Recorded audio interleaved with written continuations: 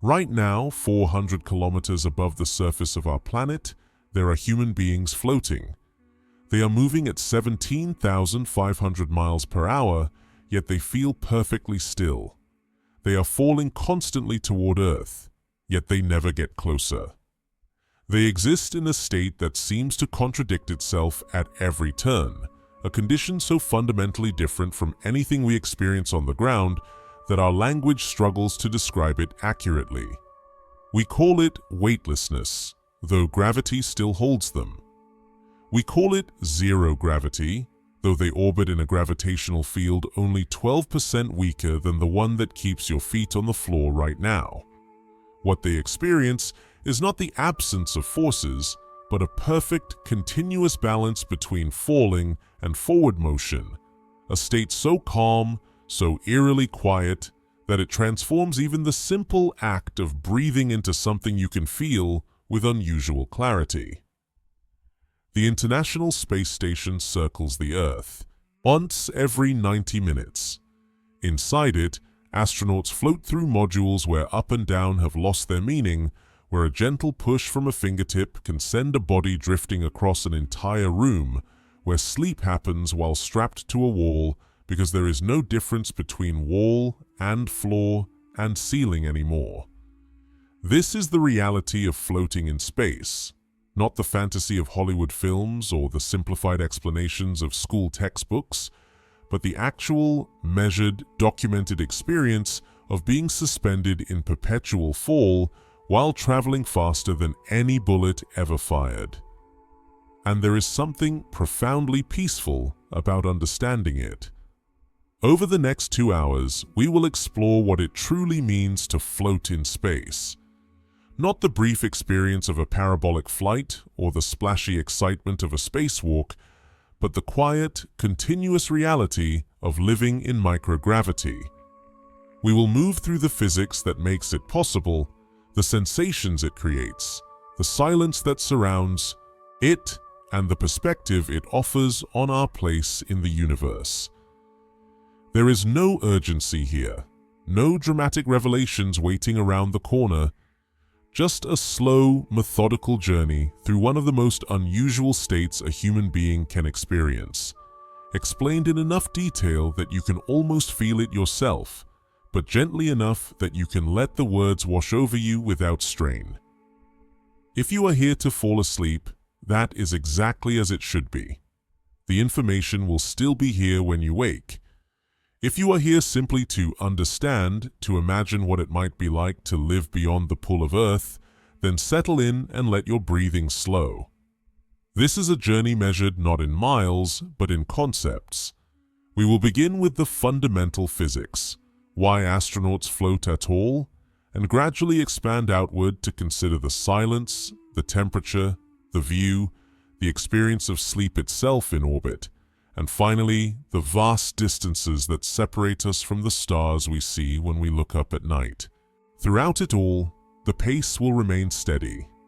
The explanations will unfold layer by layer.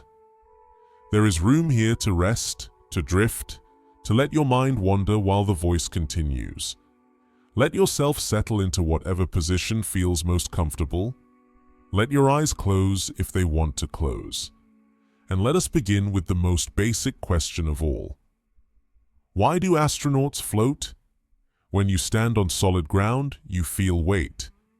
The sensation is so constant, so unquestioned, that most of us never stop to consider what it actually is. Weight is not gravity itself, but rather the resistance to gravity. The pushback of the floor against your feet, the pressure of a chair against your back, the support of a mattress against your body. Gravity is always there, pulling on every atom of your being with a force proportional to your mass. On Earth's surface, that force amounts to roughly 9.8 meters per second squared of downward acceleration. Your body wants to fall toward the center of the planet, and it would, except that the ground gets in the way. The ground pushes back with an equal and opposite force. This upward push from the surface beneath you is what your nervous system interprets as weight. The feeling of heaviness in your legs after standing too long, the relief of sitting down, the comfort of lying flat. All of these are sensations created by the interaction between gravity pulling you down and solid matter pushing you up. Remove the solid matter and the sensation vanishes.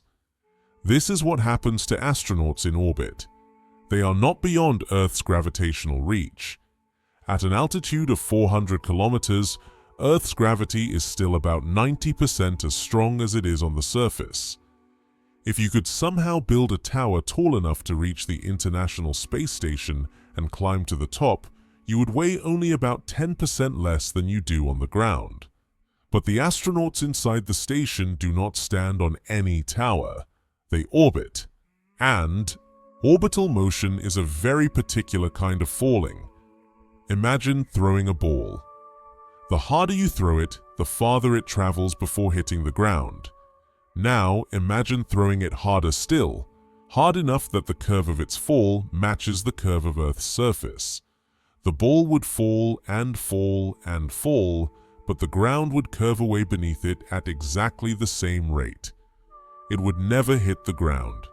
It would continue falling forever, tracing a path around the planet. This is orbit. Not the absence of gravity, but a continuous state of free fall where the forward velocity is so perfectly matched to the rate of gravitational acceleration that the falling object never gets any closer to what it is falling toward. The International Space Station travels at approximately 7.66 kilometers per second, 17,500 miles per hour. At that speed and that altitude, the station falls toward Earth at exactly the rate needed to maintain a constant distance from the surface. It falls around the planet, completing one full orbit every 93 minutes. Every object inside the station, every astronaut, every droplet of water, every loose pen or floating food packet is also in orbit. They are all falling together at the same rate. Because they fall together, there is no relative motion between them. An astronaut floating in the center of a module and the module itself are both in free fall, both following the same curved path through space, both accelerating toward Earth at the same rate. This is why the astronaut feels no floor beneath their feet. The floor is falling away from them at the same speed they are falling toward it. The sensation of weight, that constant push from below, simply does not exist. On Earth, if you step off a ladder, you feel weightless for the brief moment before you hit the ground. Your stomach lifts, your inner ear signals that something has changed. For that fraction of a second, nothing pushes against you. Astronauts in orbit experience that same sensation continuously, hour after hour, day after day, not for seconds, but for months at a time. The technical term is microgravity, not zero gravity, because tiny forces still exist. The space station is large enough that different parts of it experience slightly different gravitational pulls. The side closer to Earth feels a fractionally stronger tug than the side farther away. This creates what are called tidal forces, the same forces that cause ocean tides on Earth. But these forces are minuscule, measured in millionths of a gravitational acceleration, far too small for human senses to detect. For all practical purposes, an astronaut in orbit exists in a state of weightlessness. Not because gravity has stopped working, but because they and everything around them are falling at the same rate, in the same direction, along the same curved path. It is a state of perfect balance. Forward motion prevents them from falling toward Earth. Gravity prevents them from flying off into space. The two forces, inertia and gravity, create a condition where the sensation of weight simply does not arise. Understanding this is not just a matter of physics, it is a matter of perspective. The astronauts are not suspended in some magical anti-gravity field. They are falling, constantly. They will fall for as long as they remain in orbit. And because they are falling, because there is nothing to push against them, they float. This is the foundation of everything else we will discuss. The silence, the temperature, the view, the experience of sleep, all of it flows from this one simple fact. In orbit, you are always falling, and falling feels like floating. There is something deeply calming about that realization. Not that you have escaped gravity, but that you have found a way to fall forever without ever hitting the ground. A way to be in motion and at rest simultaneously. A way to let go of the need to stand, to support yourself, to fight against the downward pull that has defined every moment of your life since birth. Astronauts often describe their first moments in microgravity as disorienting. The brain, so accustomed to interpreting signals from the inner ear and pressure receptors in the skin, receives conflicting information.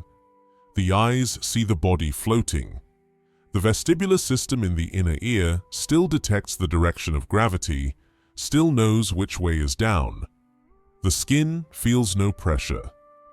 For some, this conflict triggers nausea, space adaptation syndrome, a form of motion sickness that affects nearly half of all astronauts during their first few days in orbit. But after a few days, the brain adapts. It learns to ignore the vestibular signals that no longer match reality. It stops expecting weight.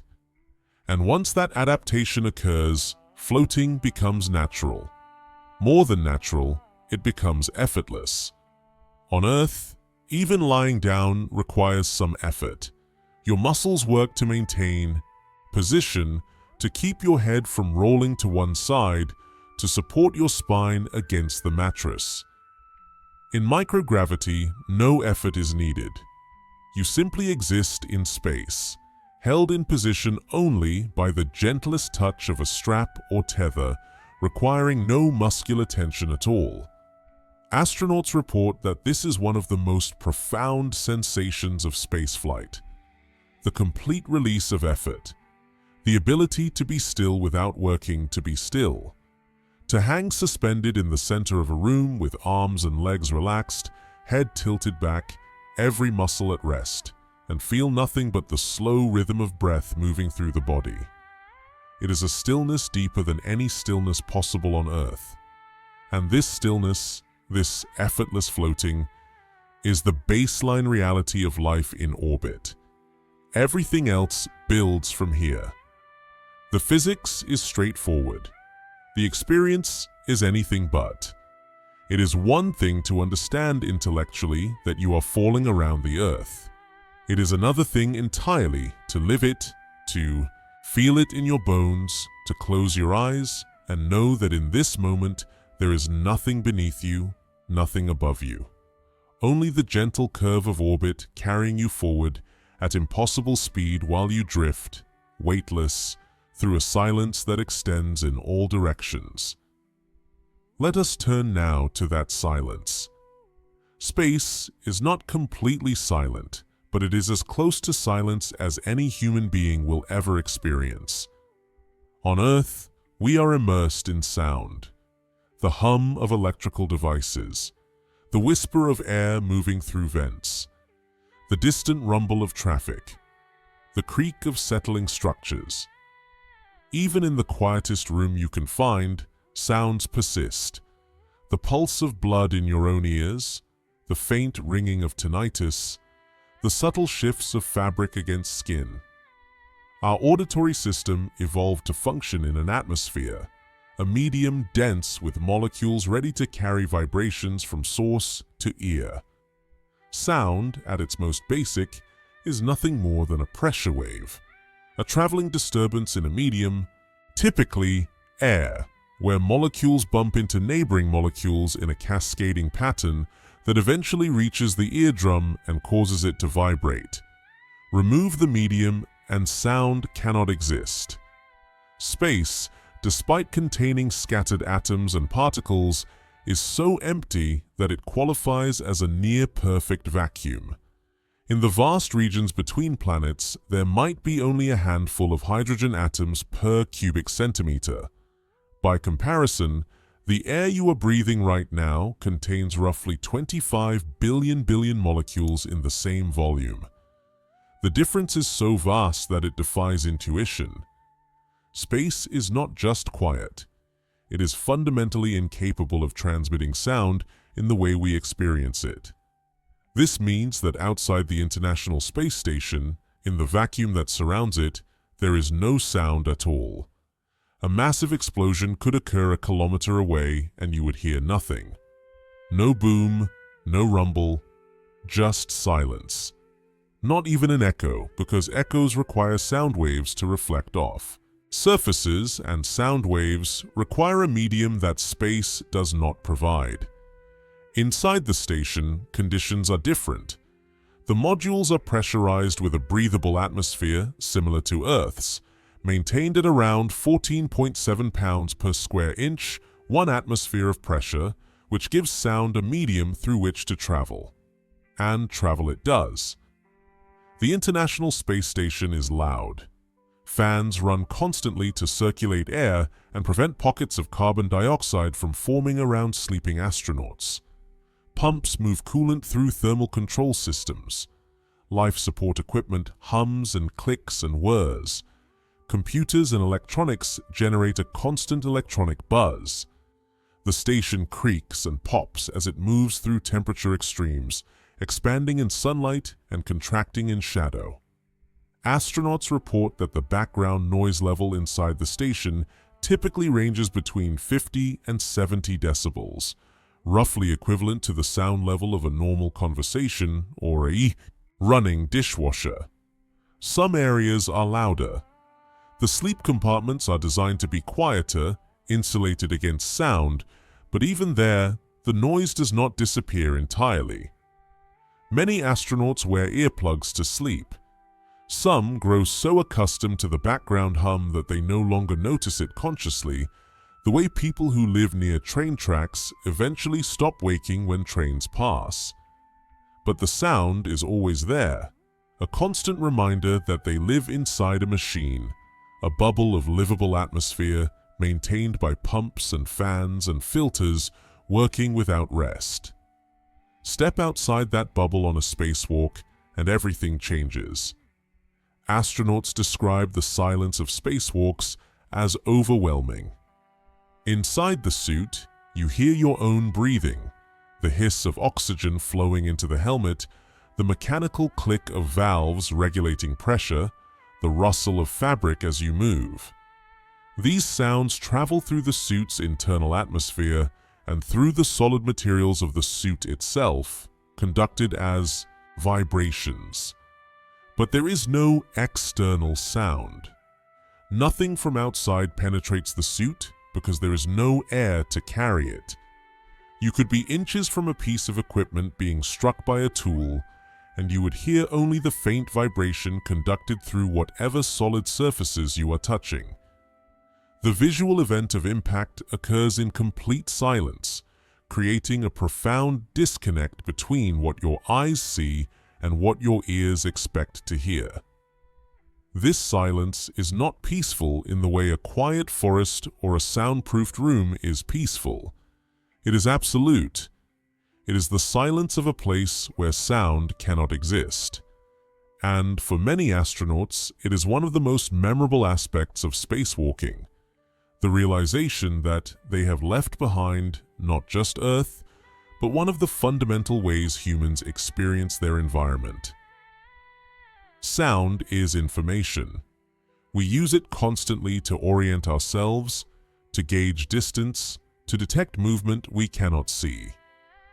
The absence of that information channel is disorienting at first. Astronauts train extensively in neutral buoyancy pools on Earth, where water provides a medium for sound, but that training cannot fully prepare them for the silence of vacuum. Eventually, the brain adapts. It learns to rely more heavily on vision, on the sense of touch, on proprioception, the internal sense of where your body parts are in space. But the silence remains, vast and unbroken, a reminder that you have stepped into an environment that is fundamentally alien to human biology. The cosmic microwave background radiation that permeates all of space carries a kind of information, a remnant of the Big Bang cooled by expansion to a temperature of 2.7 Kelvin.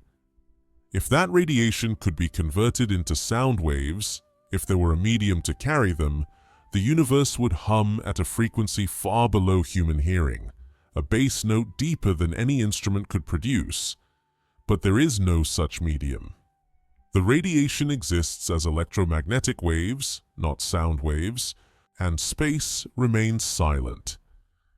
In the rare regions where matter is dense enough, inside nebulae, near the surface of stars, in the accretion disks around black holes, plasma waves and other phenomena can create oscillations that would qualify as sound if only there was something to hear them. Instruments can detect these oscillations, convert them into data, and then into synthesized audio that gives us a sense of what these cosmic events might sound like. But the actual space where these events occur is no less silent than the vacuum around Earth. This silence is part of what makes space so peaceful for contemplation. Without the constant input of sound, without the mental energy required to process and interpret auditory information, attention can focus more completely on other things. On the view, on internal sensations, on thoughts that might otherwise be drowned out by environmental noise. Astronauts often speak of moments when they simply float, eyes closed, ears registering only the sound of their own breath, and feel a stillness that goes beyond physical quietness. A stillness of mind that comes from being in a place so fundamentally removed from the busy acoustic environment of Earth. In orbit, looking out at the stars, you see light that has traveled for years or centuries or millennia to reach your eyes, and you see it in perfect silence. The stars do not twinkle in space as they do on Earth because there is no atmosphere to distort the light. They shine steadily, silently, points of brilliance against absolute black, and there is no sound to accompany them. No cosmic symphony, no music of the spheres, just light and silence and the slow rotation of the station as it carries you around the planet below. This combination, the visual richness of stars and Earth and the complete absence of accompanying sound, creates an experience that is almost meditative in its purity. Vision without sound, motion without vibration, a world of light and color, and form existing in a medium that carries none of the acoustic information we normally associate with movement and presence. It is, in the deepest sense, a quiet beyond quietness. Not the absence of noise, but the absence of the very possibility of noise. And for those who seek rest, who need a break from the relentless input of modern life, imagining that silence can be its own form of peace. Imagine it now. Imagine floating in a place where no sound reaches you except the ones you create yourself. Your heartbeat, your breath, the faint mechanical whisper of a life support system keeping you alive. Beyond that, nothing. No traffic, no voices, no music unless you choose to play it. No unexpected noises to startle you from rest. Just the deep, vast cosmic silence of a universe that does not speak in words or tones, but only in light and gravity and the slow dance of orbiting bodies. Temperature in space is a concept that requires careful thought.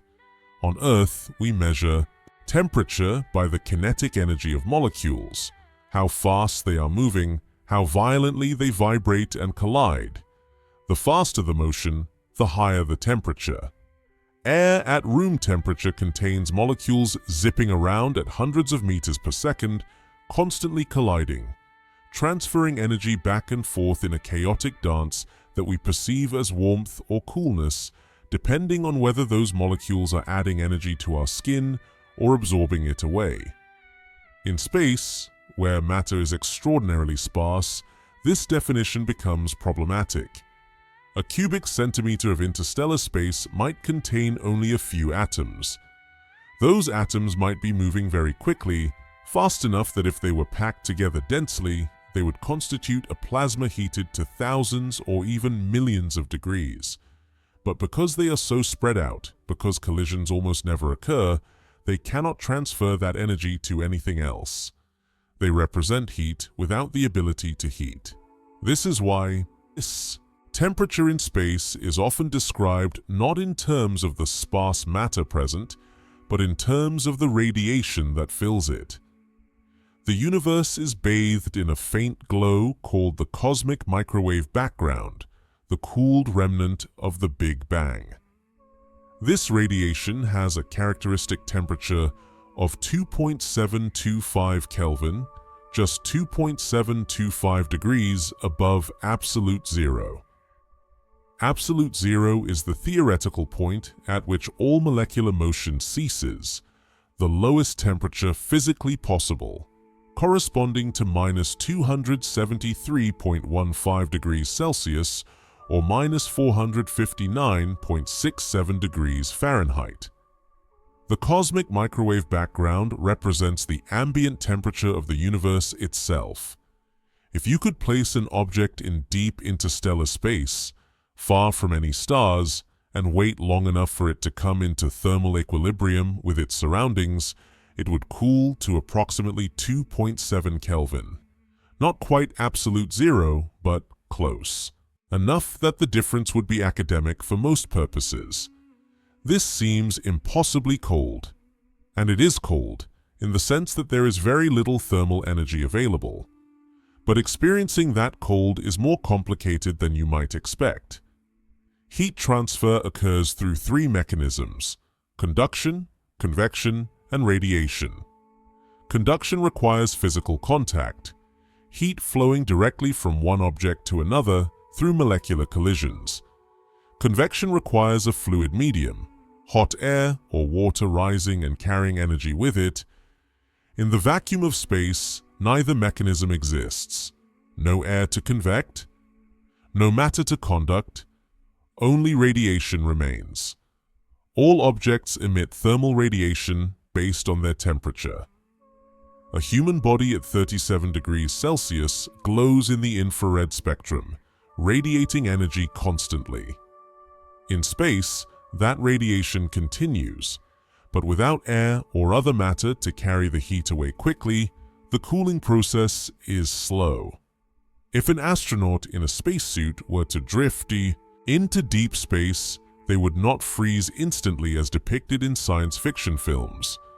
The suit itself provides insulation, and the body generates heat. Radiation would carry energy away, but slowly. Depending on the suit's design and the body's metabolic rate, it might take hours for dangerous cooling to occur. But that scenario is theoretical. Astronauts in orbit around Earth are not in deep space. They are close enough to a star, our Sun, that radiation from that star dominates the thermal environment. The Sun pours energy into space at a prodigious rate, and objects in near-Earth orbit are bathed in that energy. On the side of the International Space Station facing the Sun, temperatures can reach 120 degrees Celsius or higher. On the side facing away, in Earth's shadow, temperatures can drop to minus 150 degrees Celsius. This creates a thermal challenge.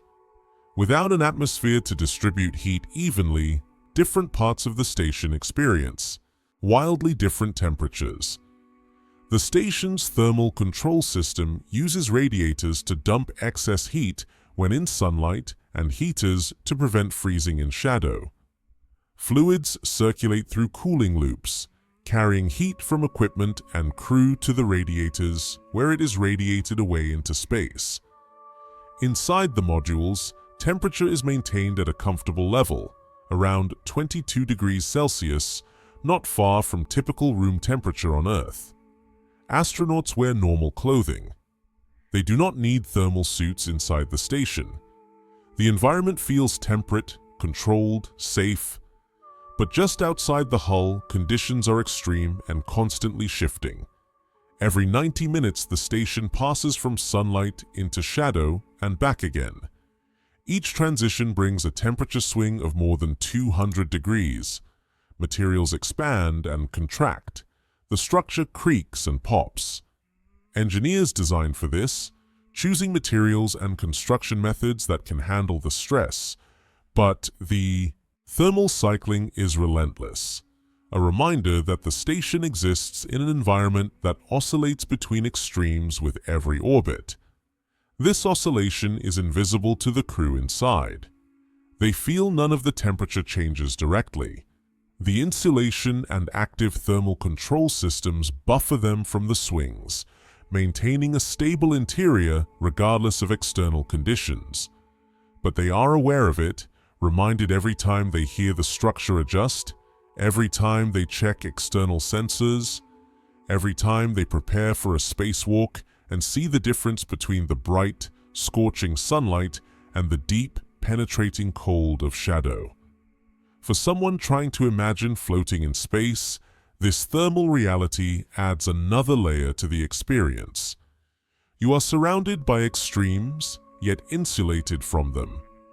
You float in a bubble of controlled temperature, while just beyond the walls, space alternates between baking heat and bitter cold with a regularity you can almost set your watch by.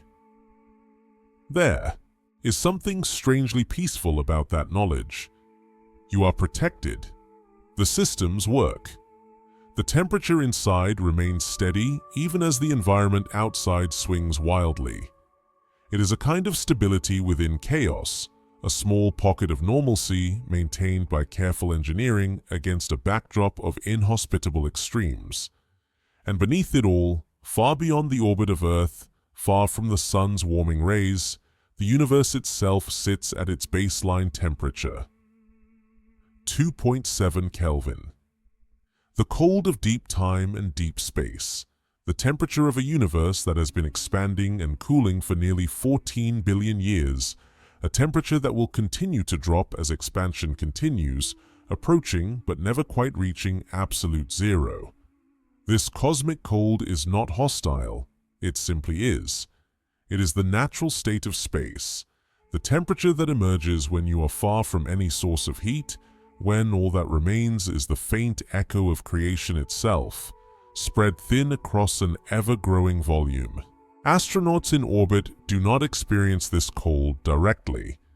They are too close to Earth, too close to the sun, but they know it is there, out beyond the moon, beyond the planets, in the vast dark between the stars. They know that if they could travel far enough, fast enough, they would eventually reach regions where no star's light warms the void, where only that faint microwave glow remains, and where temperatures approach the lowest possible value. For now, though, they float in relative warmth, shielded and comfortable, while the universe beyond continues its slow, inevitable cooling, one photon at a time, one expansion at a time, one moment at a time, heading toward a far future when even the stars will have burned out and the cosmos will be a cold, dark, and very nearly empty place. But that is a future so distant it defies comprehension. For now there is warmth enough. And the knowledge of that distant cold, that fundamental temperature flaw, adds a kind of perspective. Oh, reminder that warmth and life and consciousness are local, temporary phenomena, precious precisely because they exist against a backdrop of such profound and ancient chill. The Earth, from 400 kilometers up, is not what most people expect. It is not the smooth, seamless sphere of satellite photographs or rendered globes. It is vast and detailed and startlingly three-dimensional. Cloud formations cast shadows on the surface below. Mountain ranges rise in jagged relief. The curve of the horizon is visible but subtle, a gentle arc that does not dominate the view so much as frame it. The colors are vivid, deep blues of ocean, greens and browns of land, stark whites of clouds and ice. At night, cities glow in webs of light, tracing coastlines and river valleys, revealing the shape of human civilization as a constellation of artificial stars against the dark. Astronauts often say that no photograph does justice to the view. Part of this is the sheer field of vision. Looking out of the cupola, the 7-window observation module on the International Space Station, you see a panorama that fills your peripheral vision, that surrounds you, that gives you the sense not of looking at Earth through a frame, but of being suspended above it, floating in space with the planet spread out below in all directions. The scale is disorienting. You travel at 17,500 miles per hour, yet Earth slides by with a kind of stately grace, not rushing past but rotating beneath you, continents and oceans unfolding in slow procession. In 90 minutes you circumnavigate the globe. 90 minutes to cross every time zone, every ocean, every mountain range. 90 minutes from sunrise to sunset and back again. This speed should feel violent. On Earth, traveling even a tenth as fast feels overwhelming. But in orbit, with no air resistance, no ground rushing past inches away, no sense of reference to show you how fast you are moving, speed becomes invisible. You feel motionless. The only indication of your velocity is the slow rotation of Earth below and the gradual shift of stars above. 16 times each day you watch the sun rise. First, a glow on the horizon, a thin arc of light that brightens and spreads. Then the sun itself appears, blazing and fierce, igniting the atmosphere in shades of blue and orange and gold. The terminator, the line separating day from night, sweeps across the surface, bringing dawn to millions of people in a single visible wave. 45 minutes later, the sun sets. The colors reverse, the glow fades, darkness spreads, and in that darkness the cities light up, revealing patterns invisible in daylight. You see supply chains written in highways, population centers clustered around coasts and rivers, the glowing web of connectivity that defines modern civilization.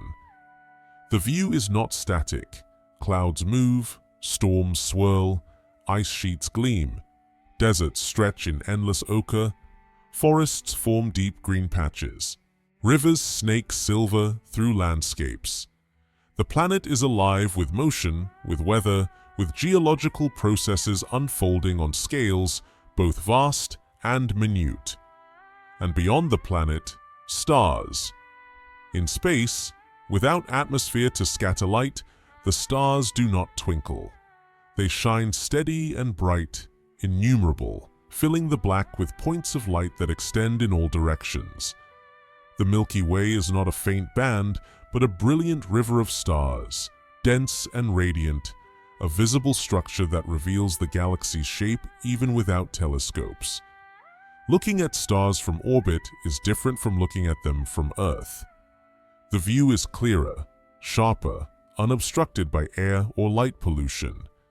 But more than that, it is a view from outside the atmosphere, from a place where you are physically separated from the surface of the planet, floating in the same space that those stars occupy, no longer shielded by layers of air, no longer bound to the ground.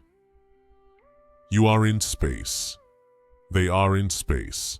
The separation is one of distance, not of kind. This realization, this shift in perspective, is what many astronauts describe as the most profound experience of spaceflight. Not the weightlessness, not the silence, but the view, the perspective. The sudden, visceral understanding that Earth is a planet, a finite sphere of rock and water and air, alone in a vast dark, and that you are no longer on it but above it, looking down at the entire world as a single, fragile, beautiful whole. Carl Sagan wrote about this perspective after the Voyager 1 spacecraft, departing the solar system, turned its camera back toward Earth at his urging and captured an image from a distance of 6 billion kilometers. In that image, Earth appears as a pale blue dot, less than a single pixel in size, suspended in a shaft of sunlight. Sagan reflected on that dot, on what it means to see our entire world reduced to a speck against the vastness of space. Every human who has ever lived, every war ever fought, every love, story, every invention, every moment of joy or suffering or triumph, all of it confined to that tiny point of light. From orbit, Earth is larger. You can see continents, make out details, watch weather unfold in real time. But the principle is the same. You see the whole planet at once. You see its isolation. You see how thin the atmosphere is, how narrow the band of livable space, how small and precious this world is in the context of the cosmos. Astronauts speak of this with a kind of reverence. Some call it the overview effect, a cognitive shift that occurs when you see Earth from space. Borders disappear. National identities seem arbitrary. The planet becomes not a collection of countries, but a single interconnected system, a biosphere, a home shared by all life. This is not a political statement. It is a perceptual one. From orbit, there are no lines dividing nations, no markers separating us from them. Just land and water and air, circulating and interacting in patterns shaped by physics and geology, not by human decision. The atmosphere, the thin blue shell that makes life possible, looks fragile from orbit. You can see its edge, the gradation from thick air near the surface to the black of space just 100 kilometers up. That shell contains all the oxygen we breathe, all the weather that shapes our climates, all the protection from solar radiation and cosmic rays that keeps the surface habitable. It is thin, thinner than the skin of an apple, proportionally. And looking at it from outside, understanding that you are above it, breathing recycled air from tanks and filters rather than the endless atmospheric ocean below, brings home just how dependent we are on that narrow layer. Beyond Earth, the moon rises and sets, moving through its phases in the sky.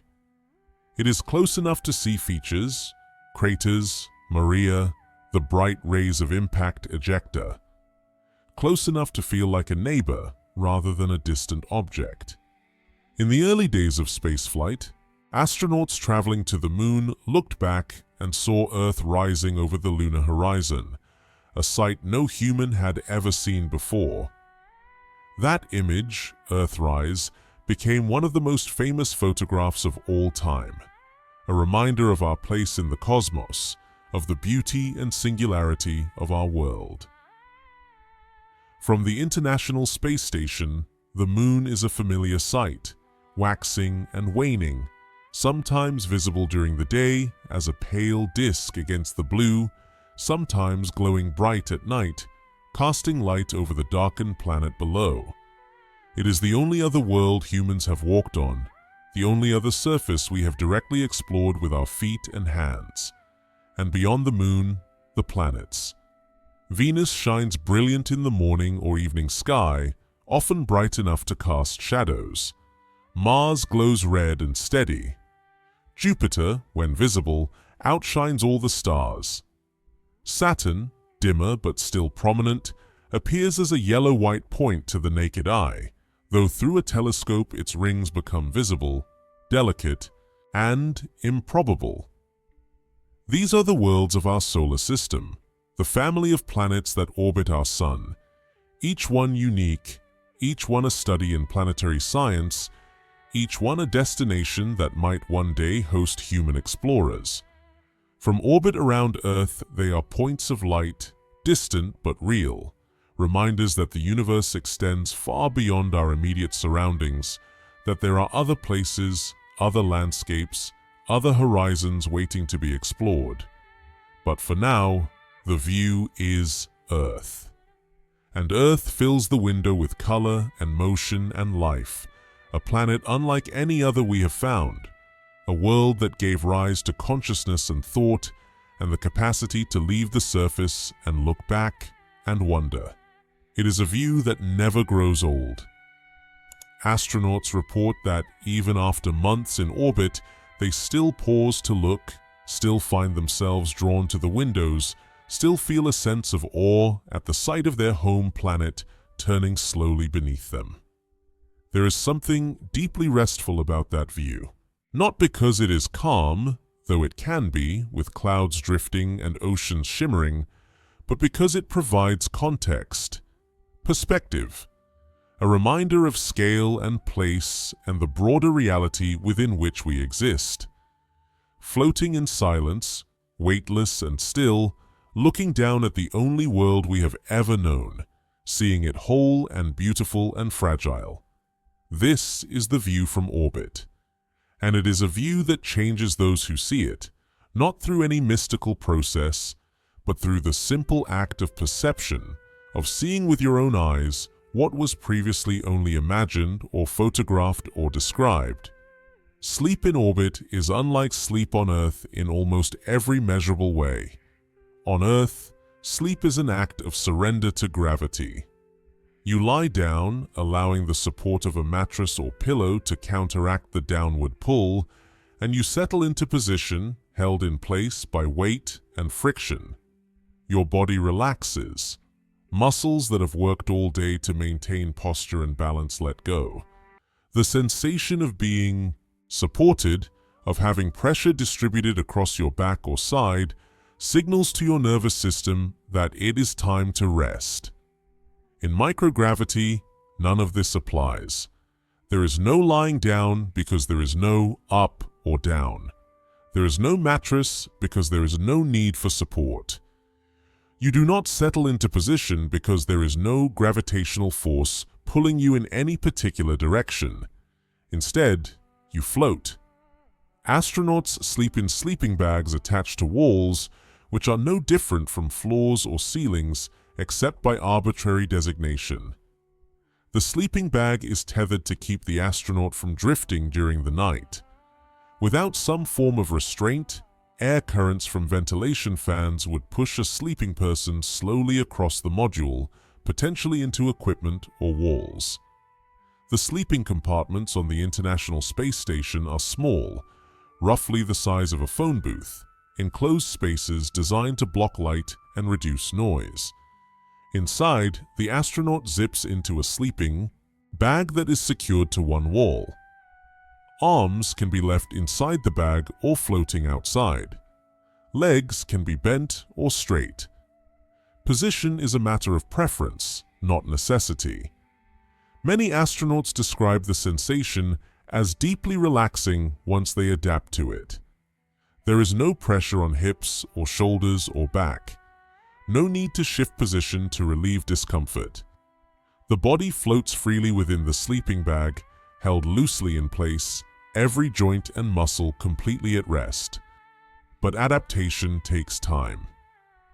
The first few nights in orbit are often difficult. The brain expects weight, expects pressure, expects the familiar signals that come with lying in bed. When those signals do not arrive, sleep can be elusive. Some astronauts report feeling as though they are falling, a sensation that triggers the hypnic jerk, the sudden muscle spasm that sometimes occurs just as you are drifting off to sleep on Earth. In microgravity, that sensation can be more pronounced, more frequent, because the vestibular system in the inner ear, which normally detects orientation relative to gravity, sends confusing signals. The inner ear contains fluid-filled canals lined with hair cells. When your head moves, the fluid shifts, bending the hair cells, and that bending is interpreted by the brain as motion or orientation. In microgravity, the fluid still moves, but without the constant reference of gravity, the signals are ambiguous. The brain struggles to reconcile what the inner ear is reporting with what the eyes see and what the body feels. This conflict can cause disorientation, nausea, and difficulty sleeping. Most astronauts adapt within a few days. The brain learns to ignore the confusing vestibular signals, to rely more heavily on vision and proprioception. Once that adaptation occurs, sleep in microgravity can be profoundly restful. There are complications, though. The station orbits Earth every 90 minutes, which means sunrise and sunset occur 16 times per day. Without carefully controlled lighting, this rapid day-night cycle would wreak havoc on the circadian rhythm, the internal biological clock that regulates sleep-wake cycles based on the 24-hour rotation of Earth. To prevent this, the station uses artificial lighting timed to mimic a standard day-night cycle. During designated work hours, lights are bright. During designated sleep periods, lights are dimmed. Sleeping compartments have blackout curtains to block any light from entering. Astronauts wear sleep masks if needed. Even so, disruption occurs. The noise of fans and equipment continues. The knowledge that the sun is rising and setting every 45 minutes can intrude on consciousness. Some astronauts use sleeping pills to help maintain a regular schedule. Others rely on melatonin, a hormone that regulates sleep, to reinforce the circadian rhythm. The position of sleep also affects respiration. On Earth, gravity pulls the diaphragm downward, aiding in breathing. In microgravity, the diaphragm does not experience that pull. Breathing feels different. Not difficult, but different. Some astronauts report a slight sensation of fullness in the chest, a feeling that they cannot take quite as deep a breath as they can on Earth, though measurements show that lung function remains normal. Carbon dioxide management becomes crucial during sleep. On Earth, exhaled carbon dioxide is denser than oxygen and nitrogen, so it sinks away from the face. In microgravity, gases do not separate by density. Without ventilation, exhaled carbon dioxide would form a pocket around the astronaut's head, leading to hypercapnia, a buildup of CO2 in the blood that causes headaches, confusion, and difficulty sleeping. The station's ventilation system prevents this by constantly circulating air. Fans push fresh air towards sleeping astronauts and draw away exhaled gases. The air is filtered, scrubbed of carbon dioxide, replenished with oxygen, and cycled back into the modules. This constant circulation creates a gentle breeze. Some astronauts find it comforting, a subtle reminder that the life support systems are functioning. Others find it mildly annoying, a persistent airflow that never stops. But it is necessary. Without it, sleep would be dangerous. Dreaming in space is reportedly no different from dreaming on Earth. Astronauts dream of home, of family, of Earth itself. Some dream of flying, which seems fitting given their constant state of floating.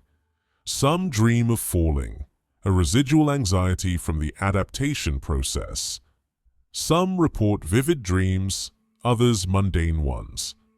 The content varies by individual, as it does on the ground.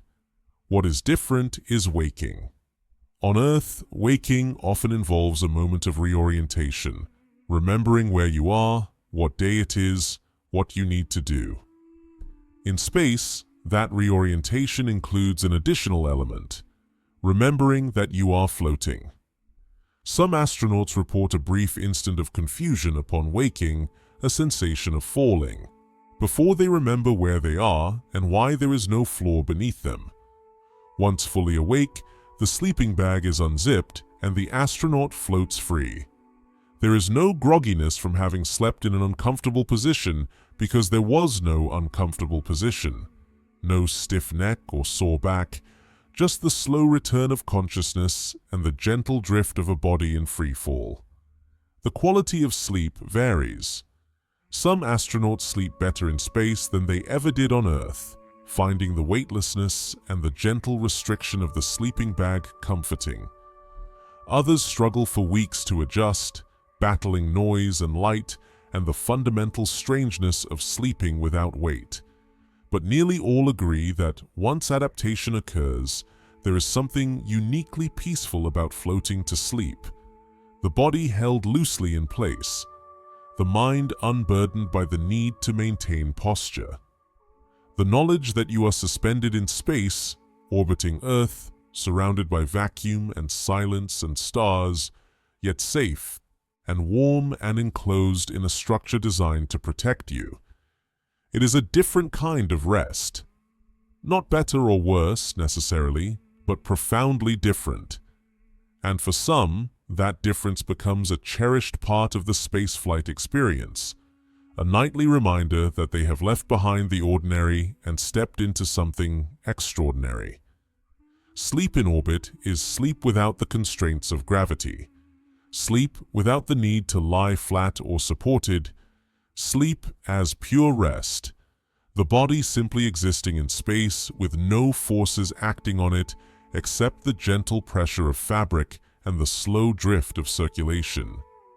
And when morning comes, or what passes for morning in a place where the sun rises 16 times a day, the astronaut wakes and floats free and begins another day of falling around the world, another day of weightlessness, another day of living in a condition that defies every instinct and expectation of human experience. Time in orbit moves at the same rate it does on Earth, but it feels different. The reason is not relativistic. Although astronauts in orbit do travel at high speed relative to the surface, and although time dilation does occur according to Einstein's theory of relativity, the effect is minuscule, measured in milliseconds over months.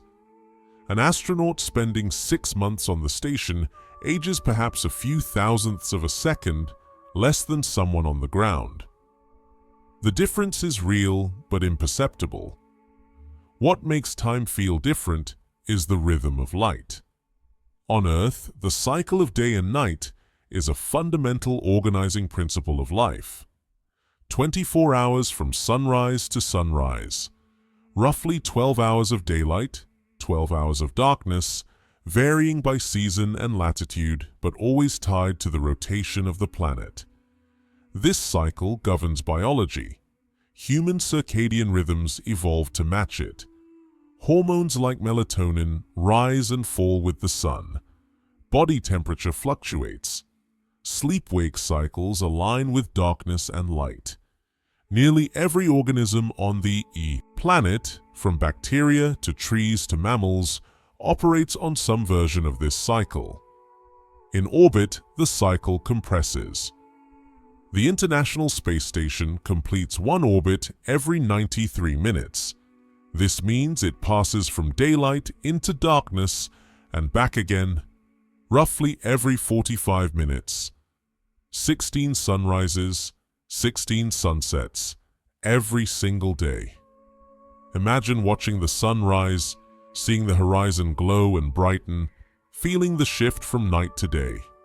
And then, less than an hour later, watching it set again. And again. And again. Hour after hour, the light cycles, sunrise and sunset, following each other in rapid succession, a rhythm so fast that it feels disconnected from the natural passage of time. Astronauts describe this as disorienting at first. The body wants to interpret sunrise as morning, sunset as evening. But when both happen multiple times in what should be a single afternoon, the signals lose their meaning. The brain cannot sync with a cycle that short. Instead, astronauts rely on clocks, schedules, and artificial lighting to maintain a sense of structure. Mission control coordinates with the crew to establish a standard day. Typically, astronauts follow Greenwich Mean Time, though the specific choice varies by mission. A day is divided into work periods, meal times, exercise sessions, and sleep. These divisions are arbitrary. There is no natural difference between one hour and another when the sun rises and sets with such frequency, but they provide the structure necessary to maintain productivity and mental health. During designated work hours, the station's lights are set to full brightness, simulating daylight. During sleep periods, lights dim or turn off entirely. The goal is to create an artificial day-night cycle that matches a standard Earth day, allowing the circadian rhythm to maintain its 24-hour pattern despite the environmental mismatch. It works, mostly. Astronauts adapt. They learn to ignore the external light, to treat the rising and setting sun as background phenomena rather than signals for waking and sleeping. They rely on internal structure, on routine, on the knowledge that even though the sun has set 6 times since breakfast, it is still technically afternoon by the clock. But the rapid cycling of light creates moments of surreal beauty. Watching a sunrise from orbit is stunning. The sun appears on the horizon as a brilliant point, too bright to look at directly. It rises quickly, far faster than on Earth, climbing above the curve of the planet, flooding the module with light. The Earth below transitions from the deep blues and blacks of pre-dawn to the vibrant colors of day. Clouds catch the light and glow. Oceans shimmer. 45 minutes later, it happens in reverse. The sun descends, dips below the horizon, and is gone. Darkness returns. Stars reappear. City lights switch on across the night side of Earth, revealing civilization in glowing lines and clusters. This cycle repeats 16 times every day, each sunrise and sunset slightly different depending on the station's position over Earth. Sometimes the sun rises over ocean, sometimes over land. Sometimes clouds obscure the view, sometimes the sky is clear. Each orbit brings a new perspective, a new configuration of light and land and sea. There is something hypnotic about it. The regularity, the predictability, the knowledge that no matter what else is happening, the sun will rise again in 45 minutes and set again 45 minutes after that, and rise again endlessly as long as the station remains in orbit. It is a rhythm unlike any experienced on Earth, where the daily cycle is slow and familiar. In space, the rhythm is fast and strange, a reminder that you are moving at incredible speed, circling the planet, experiencing compressed cycles of light and darkness that most humans will never witness. For someone trying to relax, trying to imagine floating in space, this rhythm offers a kind of meditative focus. Imagine watching the sun rise and set, over and over, each cycle a complete journey from darkness to light and back. Imagine the predictability of it, the way each sunrise follows the same arc, the way each sunset fades in the same progression of colors. There is comfort in that predictability. In a place where so much is unfamiliar, where the absence of gravity defies every physical instinct, the rhythm of light provides an anchor. It is constant, reliable, a pattern you can count on. And in between the sunrises and sunsets, there is the work of living in space. Experiments to conduct, equipment to maintain, meals to prepare and eat, exercise to perform, because without gravity, muscles and bones weaken and must be actively stressed to prevent atrophy. Communication with mission control. Occasional moments of free time to look out the window, to take photographs, to simply float and think. The passage of time is marked not by the position of the sun, but by the completion of tasks. A day feels long, not because of hours, but because of accomplishments. Astronauts report that time on the station passes quickly in some ways, weeks blur together, but individual days feel full, packed with activity and novelty, and the constant low-level challenge of operating in an environment that requires careful attention.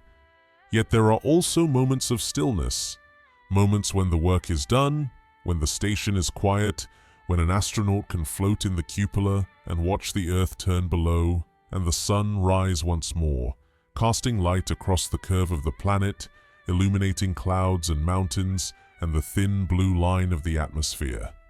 In these moments, time becomes less about clocks and schedules and more about experience. The subjective sensation of being present, of floating in space, of watching light move across the world. Time as a felt quality rather than a measured quantity. And beneath it all, the knowledge that time is passing on Earth at the same rate that people below are waking and working and sleeping on their own schedules, tied to the slow rotation of the planet.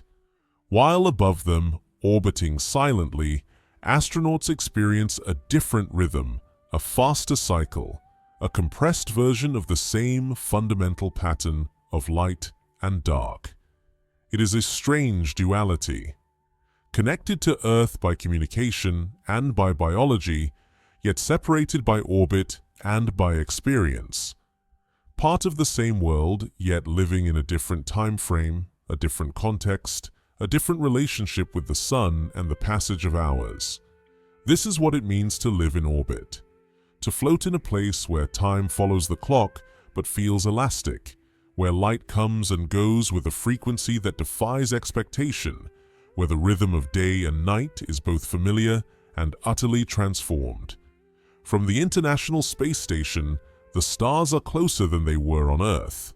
Not literally.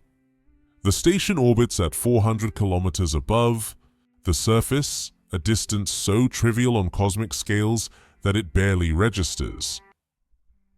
The nearest star beyond our Sun, Proxima Centauri, is 4.24 light-years away, roughly 40 trillion kilometers. Moving 400 kilometers closer to it, or 4 million kilometers, or even 4 billion kilometers, makes no measurable difference. The distance remains, for all practical purposes, infinite. But perceptually, the stars feel closer because there is nothing in the way. No atmosphere to scatter light. No clouds to obscure the view. No light pollution from cities. Just the direct, unfiltered light of stars reaching across the void and arriving at your eyes with a clarity and brilliance impossible to achieve from the surface. Looking at stars from orbit, you see them as they truly are. Points of light against absolute blackness, varying in brightness and color. Blue-white giants, yellow suns, red dwarfs, each one a sun in its own right. Perhaps with planets, perhaps with life, separated from us by distances so vast that the light we see left those stars years or centuries or millennia ago. The star Sirius, the brightest star in the night sky, is 8.6 light-years away.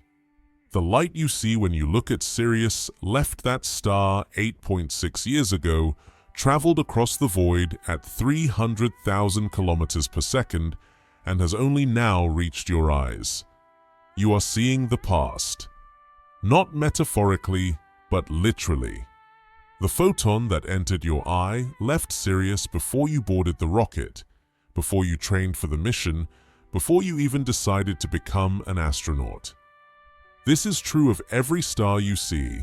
The farther the star, the older the light. Betelgeuse, a red supergiant in the constellation Orion, is roughly 700 light-years away. The light from Betelgeuse visible tonight left that star in the year 1325, long before the Renaissance, before the printing press, before Columbus sailed to the Americas. If Betelgeuse exploded tomorrow, if it went supernova, as it is expected to do at some point in the astronomically near future, we would not know for 700 years. The explosion could already have happened. The star could be gone. and we would not find out until the light of that explosion finally crossed the intervening distance and arrived here.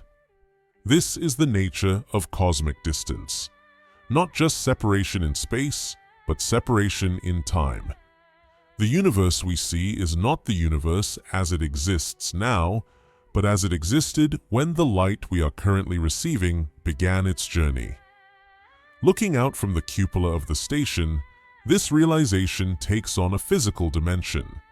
You are floating in space, looking at stars that are light years away, knowing that you are seeing them not as they are, but as they were, that the present moment on those distant worlds is unknowable, hidden by the finite speed of light and the vast gulfs that separate star systems. The Milky Way, our home galaxy, is a flattened disk of stars roughly 100,000 light-years across. The Sun sits about 26,000 light-years from the galactic center out in one of the spiral arms. From Earth or from orbit, we see the galaxy edge on as a band of light stretching across the sky, the combined glow of billions of stars too distant and too faint to see individually, but bright enough collectively to light the night. That band of light is our neighborhood. Every star visible to the naked eye, every constellation, every planet, every nebula, all of it is within our galaxy, within that single disk of stars. The light from the galactic center, where a supermassive black hole sits surrounded by dense star clusters, takes 26,000 years to reach us. The galaxy we see is 26,000 years out of date, a snapshot of conditions that existed in the deep past. And the Milky Way is only one galaxy among trillions. The Andromeda Galaxy, our nearest large, galactic neighbor, is visible to the naked eye as a faint smudge in the constellation Andromeda. It is 2.5 million light-years away. The light you see when you look at Andromeda left that galaxy 2.5 million years ago, long before humans existed, before Homo sapiens, before Homo erectus, when our ancestors were small-brained primates living in African forests. Looking at Andromeda is looking back in time across an unimaginable span, and Andromeda is close by cosmic standards. There are galaxies billions of light-years away, galaxies so distant that their light began its journey when the universe was young, when the first stars were forming, when the cosmic microwave background was still hot enough to glow visibly. Telescopes orbiting Earth, like the Hubble Space Telescope and the James Webb Space Telescope, capture images of these distant galaxies. They look back in time, seeing the universe not as it is now, but as it was billions of years ago. They see galaxies forming, colliding, evolving. They see the history of the cosmos written in light. From the International Space Station, you cannot see that far. The human eye, even in the perfect darkness of space, can only see the nearest and brightest objects. But you can look at the stars and know what they represent. Know that each one is a sun, that many have planets, that some of those planets might harbor life, that the universe is vast beyond comprehension and filled with structures and processes and possibilities that we are only beginning to understand. There is something deeply humbling about that knowledge. You float in a station 400 kilometers above Earth, traveling at 17,500 miles per hour, living in a technological marvel that represents the cutting edge of human achievement. And yet, in the context of cosmic distance, you have barely left the surface. You are still so close to Earth that the planet fills most of your view. You are still within the gravitational well that defines our local space. You are still, in every meaningful sense, at home. The distances to other stars are so vast that current technology cannot bridge them. The fastest spacecraft humans have built, the Voyager probes launched in the 1970s, are traveling at roughly 38,000 miles per hour relative to the Sun. At that speed, it would take them more than 70,000 years to reach Proxima Centauri if they were aimed in that direction, which they are not. We do not have the means to send humans to other stars. We do not even have the means to send robotic probes that could arrive within a human lifetime. The distances are simply too great, the speeds required too high, the energy costs too prohibitive, and so we look, we observe, we gather light from distant sources and analyze it, learning what we can about the composition and temperature and motion of objects we will never touch. This is the reality of cosmic distance. It isolates us. Not in a hostile way, but in a fundamental way. We are bound to this solar system, to these planets, to this one small region of space, by the tyranny of distance and the limits of physics.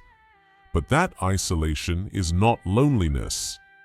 We are here, on this planet, in this solar system, part of a galaxy, part of a universe, connected to it all by the light that reaches us, by the gravity that shapes orbits, by the atoms in our bodies that were forged in the cores of stars long dead. Looking outward from orbit, seeing the stars and knowing what they are, understanding the distances involved and the timescales at play, there is a sense not of despair but of perspective. We are small. Our lives are brief. Our world is one among countless worlds. And yet, we exist. We are conscious. We can look at the stars and understand what they are.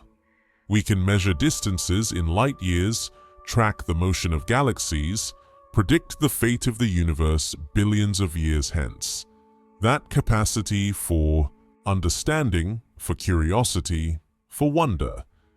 That is the counterbalance to cosmic insignificance. We are small, yes, but we are aware of our smallness.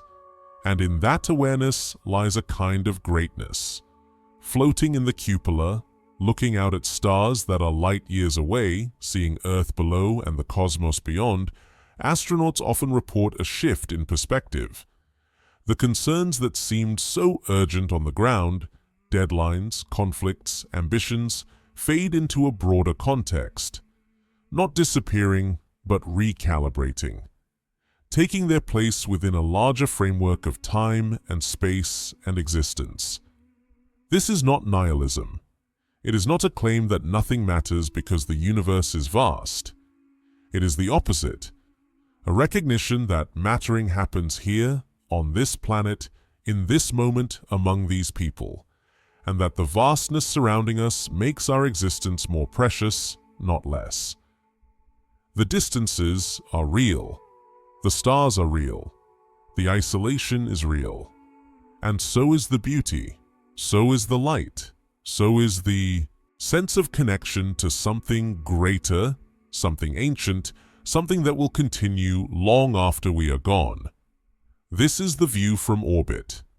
Not just the physical sight of Earth and stars, but the cognitive shift that comes from seeing them together, from understanding where you are and what surrounds you, from holding in your mind the dual awareness of human fragility and cosmic grandeur.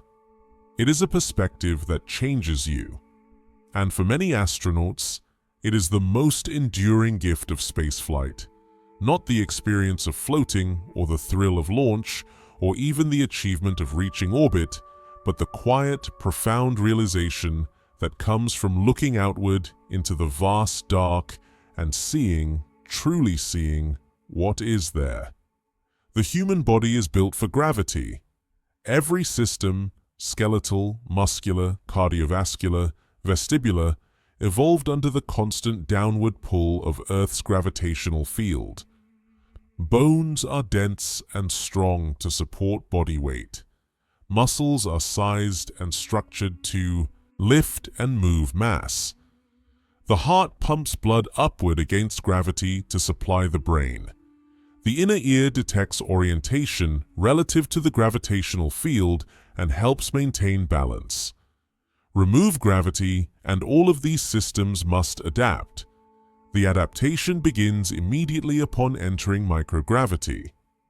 Within the first few hours, fluids that normally pool in the lower body begin to shift upward. Blood, lymph, and interstitial fluid move toward the chest and head.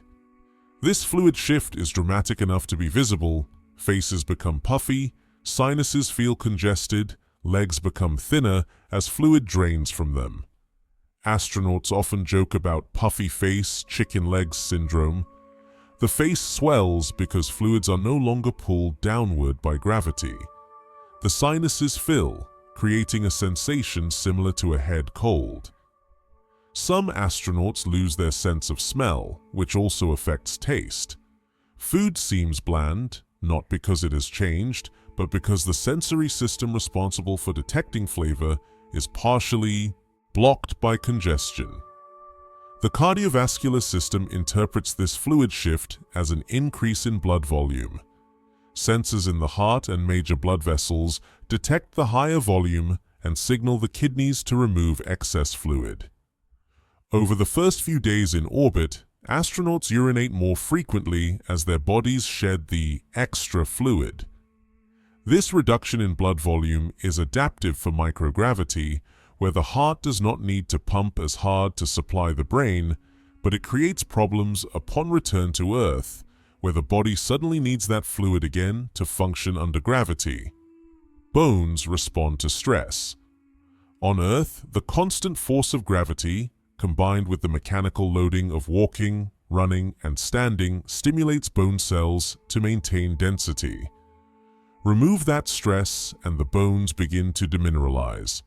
Calcium is resorbed from the bones and excreted in urine at a rate of roughly 1 to 2% of bone mass per month. This is a serious issue for long-duration spaceflights. 6 months in orbit can result in bone density loss equivalent to years of aging. The bones most affected are those that bear weight on Earth: the spine, pelvis, and legs. After returning to Earth, it can take months or even years to regain the lost density, and in some cases, full recovery does not occur. To combat this, astronauts exercise for 2 hours every day. The station is equipped with a treadmill, a stationary bike, and a resistance exercise device that simulates weightlifting. Astronauts strap themselves to the treadmill using bungee cords to create artificial loading on their bones and muscles. They pedal the bike to maintain cardiovascular fitness. They pull and push against resistance to work their muscles. This exercise helps, but it does not fully prevent bone and muscle loss. Even with rigorous exercise, some deterioration occurs.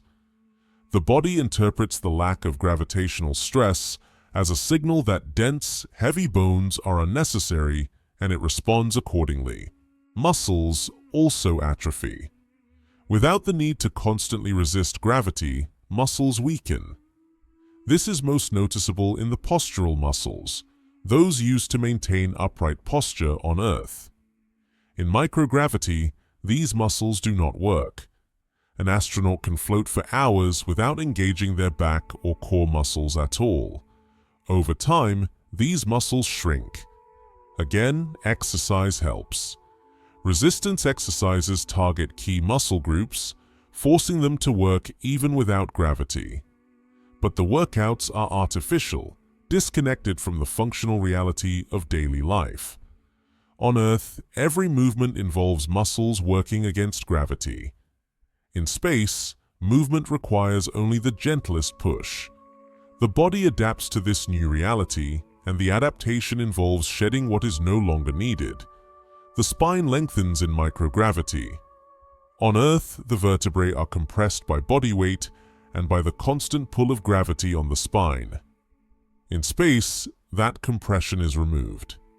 The vertebrae separate slightly, the intervertebral discs expand, and the spine elongates.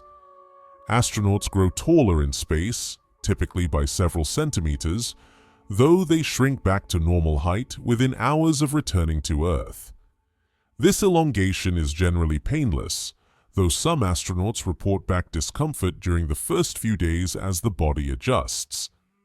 The lengthening of the spine can also affect proprioception, the sense of where your body parts are in space, leading to occasional clumsiness as the brain recalibrates its internal body map. The immune system also changes.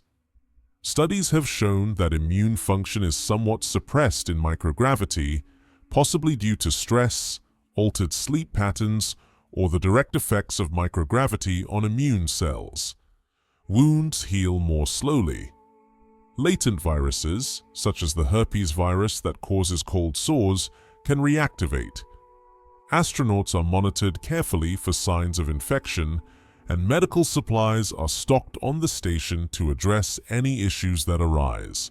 Despite these challenges, the human body is remarkably adaptable. After the initial period of adjustment, usually a few days to a week, most astronauts report feeling comfortable in microgravity. The puffy face subsides somewhat as the body adjusts fluid balance. The disorientation fades as the brain learns to ignore confusing vestibular signals. The muscles and bones, while continuing to weaken slowly, stabilize at a level sufficient for functioning in orbit. In many ways, the adapted body is well suited to microgravity. Movement becomes effortless. An astronaut can perform tasks that would require significant strength on Earth with minimal exertion. They can lift heavy equipment with a gentle pull, reposition themselves with a touch, move through the station with a grace and ease impossible under gravity. This ease of movement is one of the joys of spaceflight. Astronauts describe it as liberating. The body, freed from the constant need to support itself, becomes light and agile. You can spin, flip, float upside down, adopt positions that would be uncomfortable or impossible on Earth. You can work for hours without fatigue because you are not fighting gravity.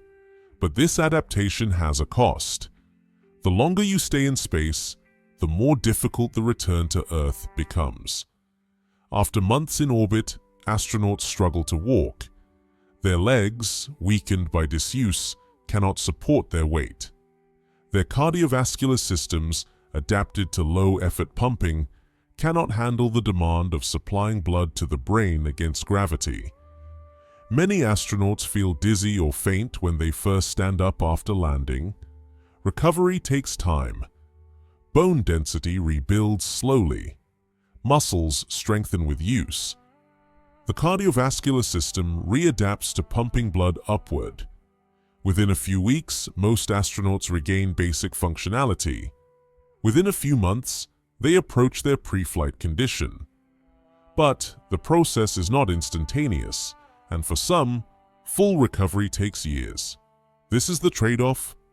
The body adapts to space, becoming well suited to that environment, but in doing so, it becomes less suited to Earth. The very changes that make microgravity comfortable also make gravity challenging. For someone imagining floating in space, understanding this adaptation adds depth to the experience. You are not just floating, your body is changing, responding to a new environment, shedding what it does not need, and adjusting to what it does. You are becoming, in a very real sense, a creature of space, shaped by the absence of gravity just as surely as you were shaped by its presence during your entire life before launch.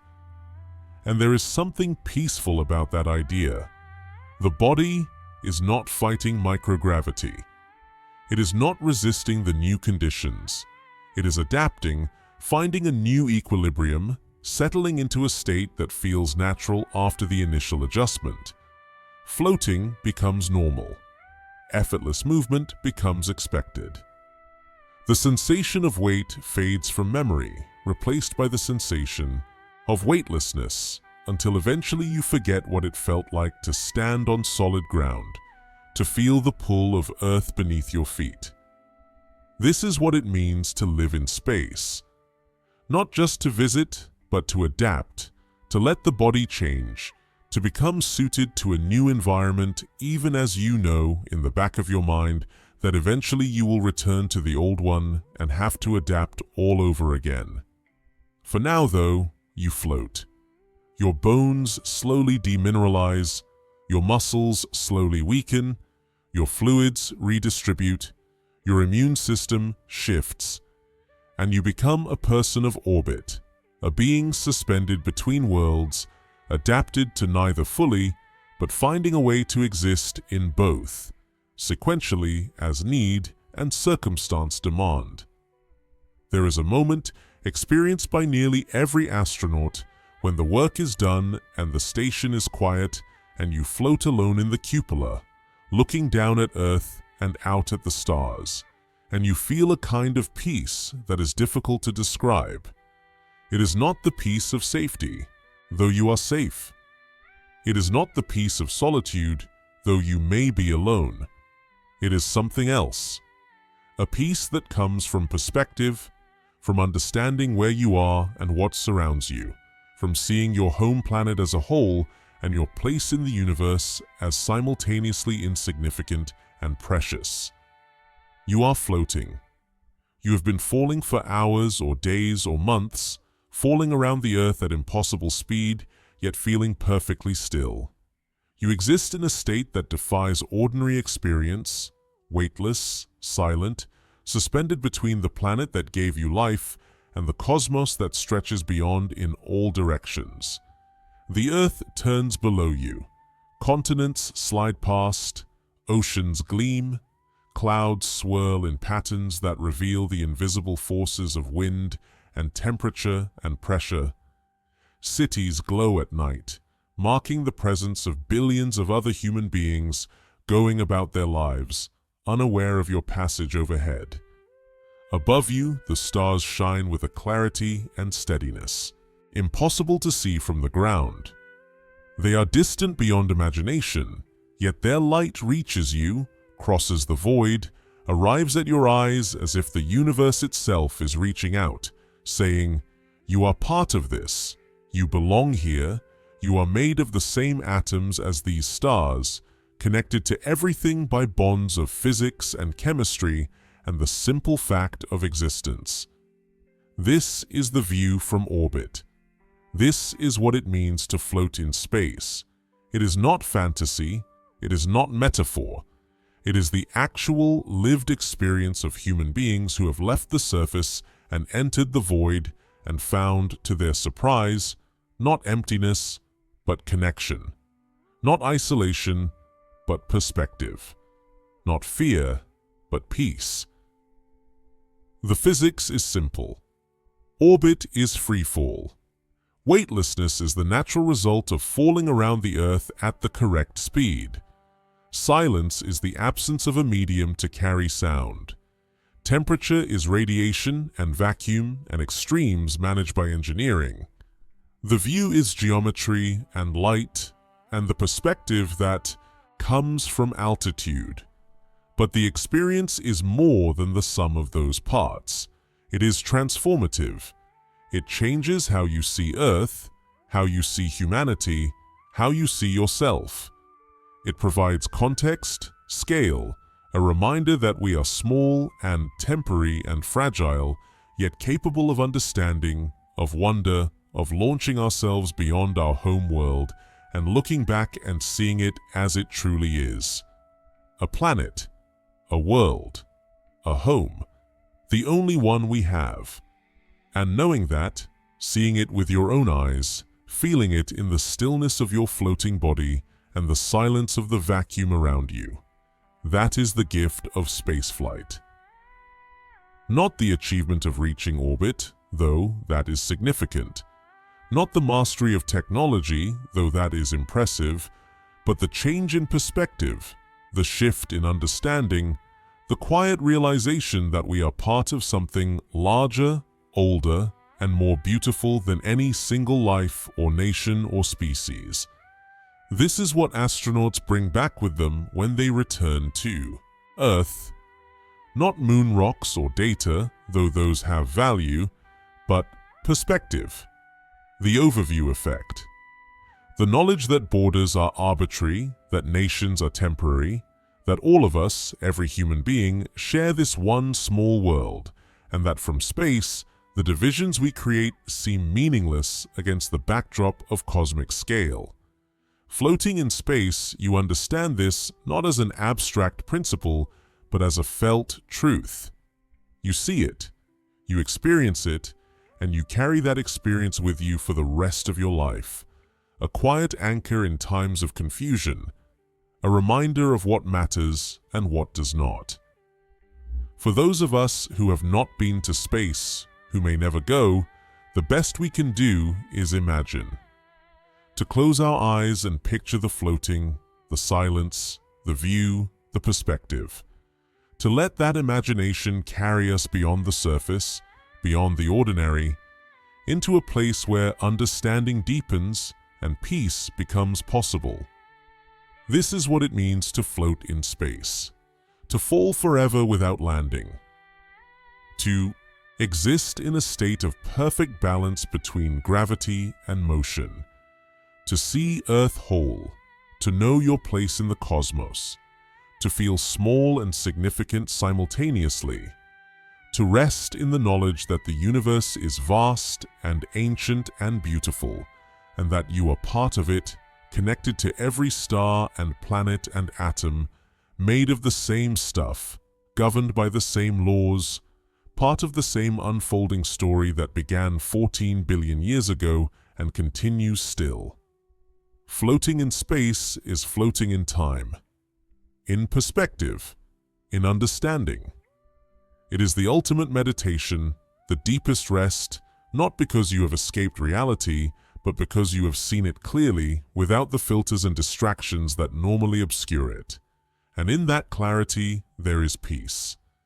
Thank you for spending this time exploring what it means to float in space, for letting your imagination carry you beyond the surface of Earth, into orbit, into the silence and weightlessness and perspective that astronauts experience. If this journey brought you calm, if it helped you rest, if it gave you a new way of thinking about our place in the universe, then it has served its purpose. There is always more to explore, more questions to ask, more details to uncover. The cosmos is vast, and our understanding of it grows every day. If you would like to continue these quiet explorations, to journey through other aspects of space and time and scale, consider subscribing to Nebula Nights. Each video is an invitation to slow down, to rest, to let the wonders of the universe wash over you without urgency or stress. Hit the like button if this resonated with you. Subscribe if you want more, and know that whether you are here to learn or to sleep or simply to spend time in contemplation, you are welcome. This space is for you. Float well, rest well, and when you are ready, we will be here, waiting to take you on another journey through the quiet beauty of the cosmos. Thank you.